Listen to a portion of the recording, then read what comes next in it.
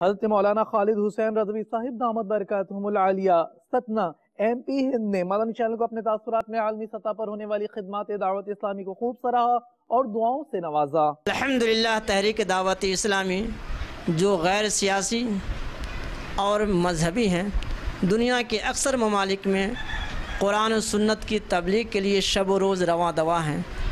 अल्लाह पाक अपने हबीब पाक सल्लल्लाहु तआला अलैहि वसल्लम व जुमला औलिया कराम के सदक़े तहरीक दावत इस्लामी को जुमला शर से महफूज मामून रखें। हज़रत अल्लामा मौलाना अबुल बिलाल मोहम्मद इलियास अत्तार क़ादरी मद्दज़िल्लहुल आली की बेपनाह खुलूस व लिल्लाहियत का नतीजा है कि दुनिया के अक्सर ममालिक में बच्चे जवान ज़ईफ़ तहरीक दावत इस्लामी से मुंसलिक होकर मस्जिदों को आबाद करते हुए नज़र आते हैं।